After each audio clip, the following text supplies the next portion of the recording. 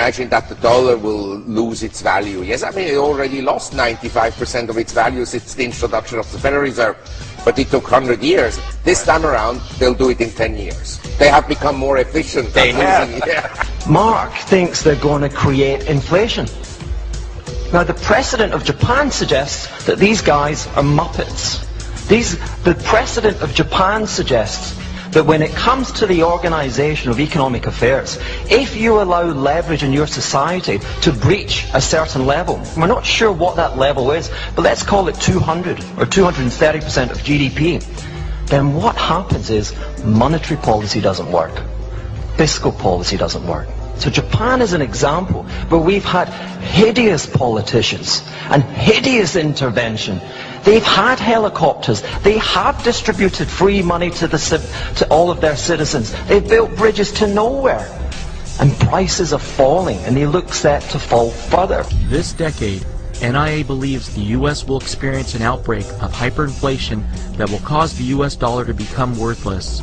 Most economists believe the U.S. is more likely to experience a lost decade of deflation, similar to Japan after the bursting of their bubble economy.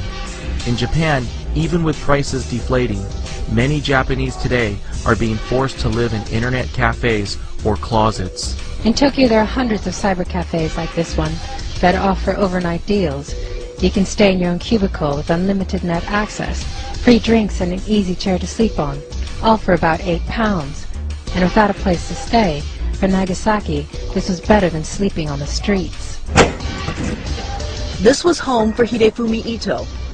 The size of a closet, it had what he needed most, an internet hookup and computer to job search. Ito rented this net room for around $20 a day after he lost his art gallery director job, his expensive home, and went bankrupt. Then his wife and 3 children left him. With average GDP growth of 10% in the 1960s, 5% in the 1970s, and 4% in the 1980s, Japan's GDP grew to the second largest in the world. However, during the years 1986 to 1991, a bubble formed in Japan. The Nikkei stock index nearly quadrupled in 5 years to reach a high in 1989 of 38,957. Altogether, between the years 1955 and 1990, Japan's stock prices appreciated 100 times in value and land prices increased 70 times in value. By 1993, Japan's bubble burst with both stock market and real estate prices being cut in half. Throughout the 1990s, Japan experienced deflation, high unemployment, and no economic growth, which led to the Bank of Japan deciding to lower interest rates in 2001 down to 0%. Despite 0% interest rates for many years, the Nikkei fell to a 26-year low in October of 2008 of 6,994, a shocking decline of 82% from its high 19 years earlier. A large part of Japan's savings has been wiped out, and many Japanese can no longer afford to retire. Tetsuko Katayama is part of a growing trend proving to be at least a short-term fix. At 68, she is one of more than 3,500 elderly people working at this burger chain alone. The oldest is 84. All across the country, people are giving up retirement to keep making ends meet. While that's good for the economy, many elderly people would logically rather be enjoying their golden years somewhere else. Japan's official debt to GDP ratio is currently 203% compared to the U.S. debt GDP ratio of 91.5%. This has led to hundreds of NIA members asking us why we believe the U.S. will experience hyperinflation while Japan has experienced decades of deflation. About 95% of Japan's debt is held domestically within the country. Although Japan's savings rate has declined in recent years, down to 3% due to their aging population and their retirement age being raised to 65, Japan's savings rate averaged above 10% for many decades, and during the mid-1970s averaged above 20%. The Japanese built a large pool of savings that allowed their government to borrow from its own citizens. The U.S. government, on the other hand, has borrowed $4 trillion from foreigners, including nearly $1 trillion from Japan. Foreigners currently hold about 10 trillion in US dollar-denominated assets. Because of the dollar's status as the world's reserve currency, these dollars are being hoarded by foreigners and aren't chasing goods and services here in America. With the phony US economic recovery beginning to lose steam, NIA believes the world will soon wake up and realize that US budget deficits are poised to explode to new highs this decade due to the rising interest payments on our national debt and rising entitlement spending. With Japan's declining savings rate, the Japanese barely have enough savings left to fund their country's own budget deficits.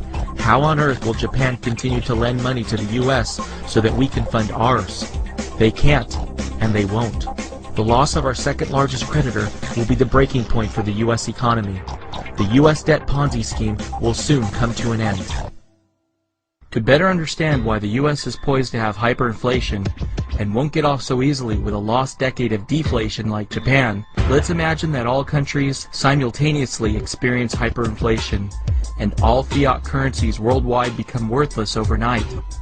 Imagine that all debts worldwide are wiped out and the world starts fresh tomorrow with new currencies. Which country do you think will prosper based solely on real economic fundamentals? A country with Toyota and Honda, two automobile manufacturers that combined for a net income in fiscal year 2008 of $23.2 billion? Or a country with GM and Ford, two automobile manufacturers that combined for a net loss in fiscal year of 2008 of $45.5 billion. If it wasn't for government bailouts, GM and Ford would be out of business today, and without the U.S. having the world's reserve currency, it won't be possible for the U.S. to make any more bailouts in the future. If we start over from scratch, Japan will still have its television manufacturers like Sony, Mitsubishi, Hitachi, Panasonic, Funai, Sharp, and Toshiba. The U.S. doesn't have any television manufacturers, and Americans won't have any way of importing televisions. Japan had a huge trade surplus in fiscal year 2009 of $56.2 billion, while the U.S. had a gigantic trade deficit of $374.9 billion. Both countries import most of the oil they consume, but while Japan can afford to pay for its oil by exporting automobiles and televisions, the U.S. has only been able to afford its oil imports by exporting inflation. In just the first 5 months of 2010, the U.S. had a $7.6 billion trade deficit with Saudi Arabia, more than double its trade deficit with Saudi Arabia of $3.5 billion during the first 5 months of 2009. Saudi states now own $235.1 billion worth of U.S. treasuries, which NIA believes they could be getting ready to dump. The Saudi Arabian Monetary Agency just reported last month that their gold reserves have more than doubled to 322.9 tons, up from 143 tons of gold reported in March. Clearly, Saudi Arabia believes their U.S. dollar reserves are about to lose their purchasing power, and they are trying to hedge against it by diversifying into gold. Agriculture is the one bright spot for the U.S. economy. While Japan is the world's largest importer of food and has an agricultural self-sufficiency rate of only 50%, the lowest among developed nations, the U.S. on the other hand produces enough agricultural products to be entirely self-sufficient. Unfortunately, if the U.S. can no longer afford to import oil, there will be a huge drop-off in U.S. agricultural production.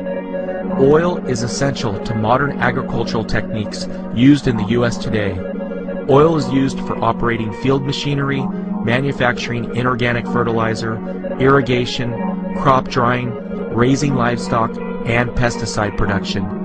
The biggest agricultural use of oil is getting the food to our supermarkets. 81% of Americans now live in cities and suburbs, compared to the worldwide average of 49%. On average, most food in your supermarket travels 1,500 miles before getting there.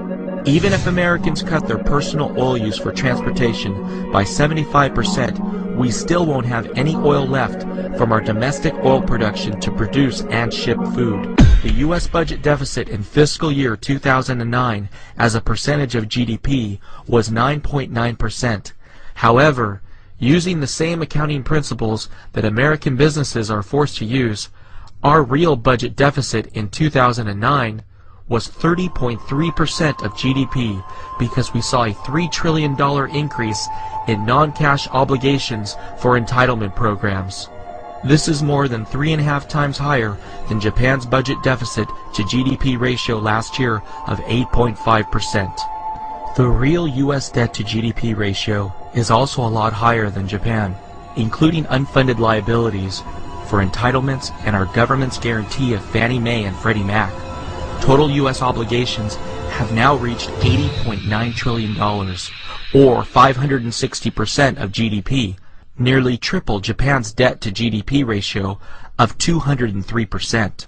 Japan's economy hit peak consumer spending in 1990 and entered their lost decade from a position of strength with a balanced budget, high savings rate of 15%, low unemployment rate of 2%, and a net debt to GDP ratio of less than 20%. With the average American peaking in spending at age 46 and the last baby boomer turning 46 in 2010, the U.S. has just passed peak consumer spending and has entered this new decade from the weakest possible position with a real budget deficit of $4.3 trillion, a savings rate of only 4%, a real unemployment rate of 22%, and a real debt-to-GDP ratio of 560%. The U.S. has entered this decade from the complete opposite position that Japan was in during the 1990s, so instead of seeing deflation, NIA believes the U.S. is guaranteed to enter into hyperinflation.